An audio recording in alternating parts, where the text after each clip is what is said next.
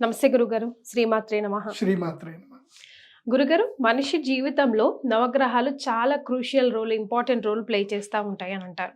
మనం ఏదైనా గుడికి వెళ్ళినప్పుడు ఎప్పటికీ కాంట్రవర్సీ ఏంటంటే, ముందు ప్రధాన ఆలయానికి వెళ్ళాలా, లేదంటే నవగ్రహాలని దర్శించుకున్నాక కాళ్ళు కడుక్కొని వెళ్ళాలా అని. అసలు నవగ్రహాలు అంత ఇంపార్టెంట్ అన్నప్పుడు ఈ కాళ్ళు కడుక్కునే సిచ్యువేషన్, ఈ టాపిక్ ఎప్పుడు ఎందుకు వస్తుంది? అండ్ దెన్ నవగ్రహాలు మనిషి జీవితంలో ఎలాంటి ఇంపార్టెంట్ రోల్ ఎప్పుడు ప్లే చేస్తాయి? ఈ వీడియోలో ఈ వివరాలు తెలుసుకుందాం. ఆర్గానిక్ పద్ధతిలో మీ చర్మాన్ని తెల్లగా మార్చుకోవాలనుకుంటున్నారా? సంప్రదించండి డాక్టర్ మాధవిని. శ్రీ గురుభ్యో నమః. శ్రీమాత్రే నమః. ఇప్పుడు మనం ఒక రాష్ట్రపతిని కలవాలి అంటే మొదలు అడ్మినిస్ట్రేషన్ దగ్గర ప్రాసెస్ అంతా కంప్లీట్ అయిన తర్వాత వెళ్ళి కలుస్తామా, లేదంటే డైరెక్ట్ రాష్ట్రపతి దగ్గరికి వెళ్ళిపోతామా? ఎస్, ప్రాసెస్ హైరార్కీ ఫాలో అవ్వాల్సిందే. అడ్మినిస్ట్రేషన్ ప్రాసెస్ ఉంటుంది. అట్లాగే ప్రధాన దేవాలయంలో ఉండేటువంటి శివుడు కానీ, విష్ణువు కానీ, అమ్మవారు కానీ, ఎక్కడ ఆంజనేయ స్వామి గారు, ఏదైనా ప్రధాన దేవాలయం అంటే వారి దేవాలయం అది. ఇప్పుడు రాష్ట్రపతి కార్యాలయంలో ప్రొసీజర్స్ సేమ్ ఉంటాయి, కలెక్టర్ కార్యాలయంలోనూ ప్రొసీజర్ సేమ్ ఉంటుంది. కానీ కలెక్టరు రాష్ట్రపతి ఒకటి కాదు కదా. కాదు. అట్లాగే ఆంజనేయ స్వామి దేవాలయము చిన్నదైన ఆంజనేయ స్వామి, రాముడి దేవాలయం గొప్పదైనా చిన్నదైనా రాముడే, ఆంజనేయ స్వామి. తారతమ్య భేదం ఎక్కడైనా ఉంటుంది. సో మొట్టమొదటిగా ఏంటంటే మనం ఏ దేవాలయంకి వెళుతున్నాము అనేది ఇంపార్టెంట్. ఆ దేవాలయం వెళుతున్నప్పుడు మనం ఏ శక్తి కోసం వెళుతున్నాం? బుద్ధిర్బలం యశోధైర్యం నిర్భయత్వం అరోగత అజాడ్యం వాక్పటుత్వంచ హనుమత్ స్మరణాత్ భవేత్. మనకు బుద్ధి బలం జరగాలన్నా, జాడ్యం పోవాలన్నా ఆంజనేయ స్వామి యొక్క స్మరణ కావాలి మనకి. కాబట్టి ఇప్పుడు ఉదాహరణకి మోస్ట్లీ నవగ్రహాలు ఎక్కడైనా మోస్ట్లీ ఆంజనేయ స్వామి దేవస్థానంలో నేను చూస్తున్నాం మనం.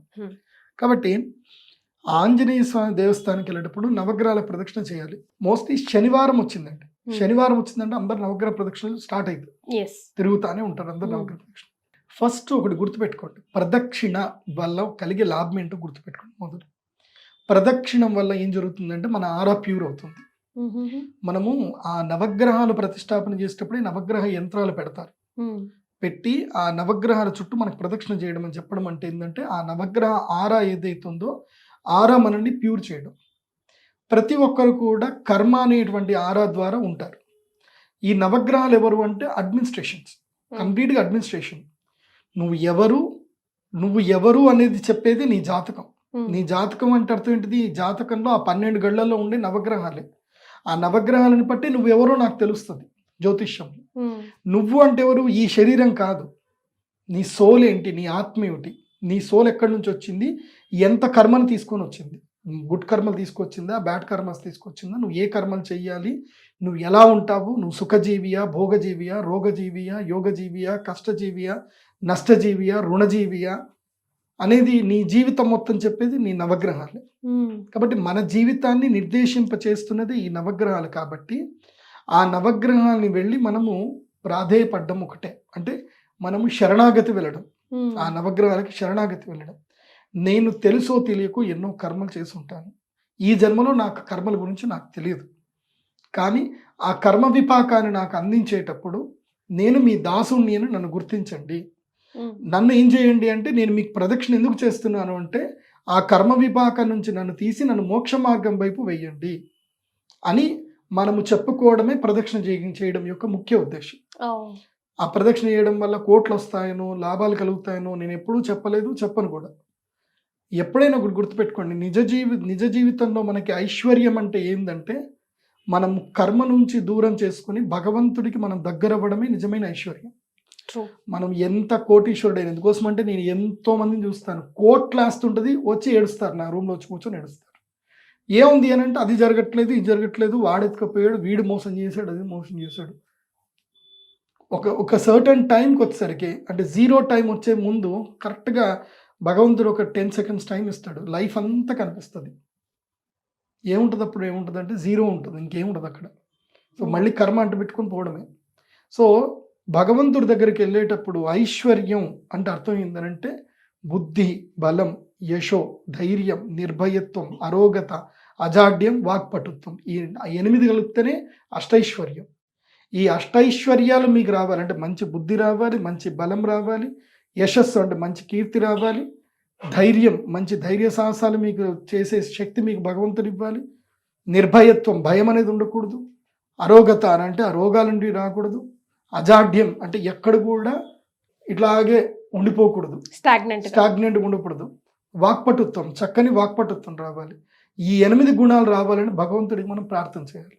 సో ఆ విధంగా ప్రదక్షిణ చేసేటప్పుడు ఏంటంటే మొట్టమొదటిగా బుధగ్రహం నుంచే ప్రదక్షిణ స్టార్ట్ చేయాలి. బుధుడు మనకి తూర్పు వైపున ఉంటాడు. సూర్యుడి దగ్గర నుంచి కదా, మధ్యలో ఉండేది సూర్యుడు కదా, తూర్పు వైపు నుంచి. ఎక్కడైనా తూర్పు వైపు నుంచే ప్రదక్షిణ ప్రారంభం చేయాలి. మీరు ఏ దేవుడి దగ్గరికి వెళ్ళాలంటే ఎక్కడి నుంచో వెళ్ళండి, తూర్పు నుంచి ప్రదక్షిణ స్టార్ట్ చేయాలి. సో క్లాక్ వైజ్గానే తిరగాలి, ప్రదక్షిణ చేసుకోవాలి. చాలా మంది ఏం చేస్తారంటే కొంతమంది కొత్తగా చెప్తున్నారు, క్లాక్ వైజ్గా 7 తిరగాలి, యాంటీ క్లాక్ వైజ్గా రావుకేతుల కోసం 2 తిరగాలి అంటారు. అట్లా ఏం ఉండదు. They are anti clock. రావుకేతులు యాంటీ క్లాక్ గానే తిరుగుతుంది, అది వాళ్ళ ప్రకృతి. నీ ప్రకృతి ఏంటంటే నువ్వు ముందుకు వెళ్ళడం అనేది నీ ప్రకృతి, నువ్వు యాంటీ క్లాక్ వెళ్ళకూడదు, అది నీ ప్రకృతి. కానీ శివుడికి ప్రదక్షిణ చేసేటప్పుడు మాత్రం క్లాక్ యాంటీ క్లాక్ ప్రదక్షిణ మాత్రం శివుడి ప్రదక్షిణలో ఉంటుంది. కానీ అది ఎవరు పాటించరు, అది జరగట్లేదు కూడా. చాగంటి కోటేశ్వరరావు గారు ఒక ప్రవచనం చెప్పారు, ఎలా శివుడికి ఎలా ప్రదక్షిణ చేయాలని చెప్పారు. బాగుంటుంది. ఆ ఉత్తరం వైపు పానవట్టం ఏదైతే ఉంటుందో, ఉత్తరం వైపు పానవట్టము చండీశ్వరుని దాటకూడదు. అక్కడి నుంచి వెళ్ళి ఇలా ఇక్కడ దాకా వచ్చి మళ్ళీ ఇక్కడ నుంచి మళ్ళీ ఇలా తిరగాలి. ఇది ఎవరైనా ఒక గుడిలో ఈ నియమం పెడితే బాగుంటుంది. ఇది యాక్చువల్ ప్రదక్షిణ, శివుడికి చేయాల్సిన ప్రదక్షిణ. అది శివుడిని ఎప్పుడు పూర్తిగా తిరగకూడదు, కాకపోతే తిరుగుతారు, ఎవరు పద్ధతి పాటించట్లేదు. ఇలా నవగ్రహాలకు మాత్రం పూర్తి ప్రదక్షిణ చేయాలి. తర్వాత నవగ్రహాలు కాళ్ళు ఎందుకు కడుక్కోవాలి, అదేమైనా అశుద్ధ అని అంటే అట్లా కాదు. నవగ్రహాన్ని నువ్వు కలిసావు, ఇక్కడ నువ్వు కలిసినటువంటి నీ కోరిక అయిపోయింది, నువ్వు హయ్యర్ అథారిటీని వెళ్ళి కలుస్తున్నావు. సో హయ్యర్ అథారిటీ దగ్గర కలిసేటప్పుడు ఏంటంటే నువ్వు ఇక్కడైతే లోయర్ అథారిటీని కలిసావో మళ్ళీ హయ్యర్ అథారిటీ దగ్గర నువ్వు ఫ్రెష్ అయిపోవాలి అనేది చేస్తావు అంతే. అంతకు మించి నవగ్రహాలకి ప్రదక్షిణ చేయడం వల్ల ఏదో జరిగిందని కాదు. ఒక కర్మ చేసావు ఇక్కడ, ఈ కర్మ అయిపోయింది, ఇప్పుడు ఇంకొక కర్మ చేయబోతున్నావు. దానికి దీనికి మధ్యన ఏంటంటే ఆచమనము, కాళ్ళు గడుపుకోవడం అనేది పద్ధతి.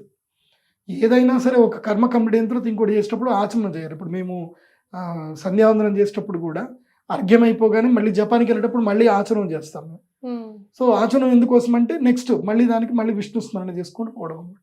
అట్లాగే తప్పకుండా కాళ్ళు కడుక్కోవడం అనేది ప్రధానం. ఎందుకోసం అంటే ఉపాంగ దేవతల్ని మీరు కలిసినప్పుడు, గొప్ప దేవతల్ని కలిసినప్పుడు మధ్యలో ఒక స్పేస్ అనేది కావాలి. అదేంటంటే కాళ్ళు చేతులు కడుక్కోవడం, అంతకుమించి ఏం లేదు.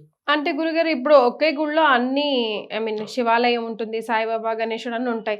అప్పుడు మనం ఇండివిజువల్ గా కాళ్ళు కడుక్కొని వెళ్ళాం కదా, కంటిన్యూస్ గా వెళ్తూ ఉంటాం కదా. నవగ్రహాలు కంప్లీట్ గా కర్మ విపాక గ్రహాలు. కర్మ విపాక గ్రహాలు వేరు, అనుగ్రహ దేవతల గ్రహాలు, అనుగ్రహ దేవతలు వేరు.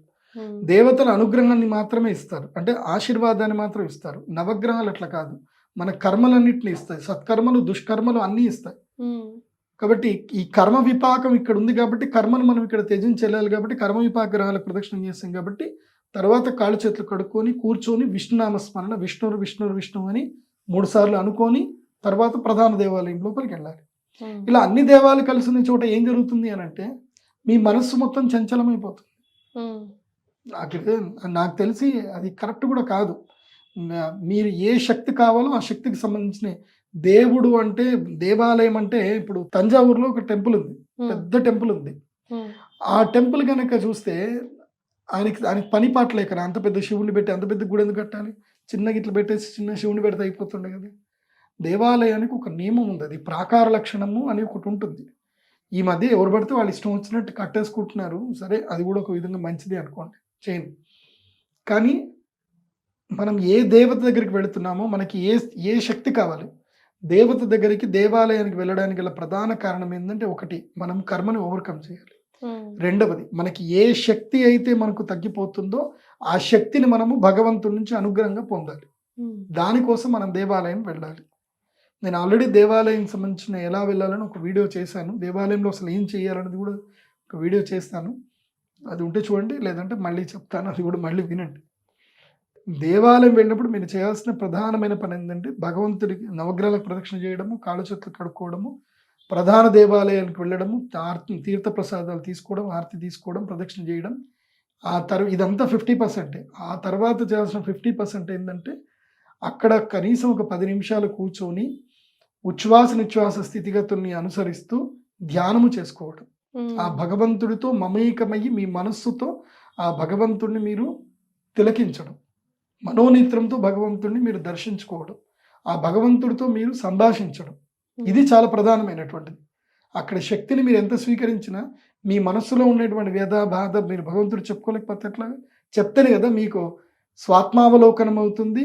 తర్వాత మీరు స్వాధ్యాయ పరులు అవుతారు. సింపుల్ చెప్పాలంటే మన బాధ ఇంకోటి చెప్పుకున్నప్పుడు ఏంటంటే డిటర్మినేషన్ అయిపోతుంది. మన బాధ ఎంత ఉంది ఏం కథ అని మనకు డిటర్మినేట్ అయిపోతుంది. భగవంతుడితో చెప్తున్నప్పుడు అది ఎంత పెద్ద బాధ. మనం 10 రోజుల క్రితం ఒక బాధ చెప్పుకున్నాం, ఇప్పుడు ఒక బాధ చెప్పుకున్నాం, దానికి దీన్ని పోల్చుకుంటే అదే పెద్ద గానే కాదు అనిపిస్తుంది. సో అలా మైండ్ డిటర్మినేట్ చేస్తుంది. అలా భగవంతుడు కూడా మనల్ని అనుగ్రహిస్తాడు. దేవాలయంలో వెళ్ళినప్పుడు ఈ పని చేయండి. Right. Thank you so much గురుగారు. నమస్కారం. శ్రీమాత.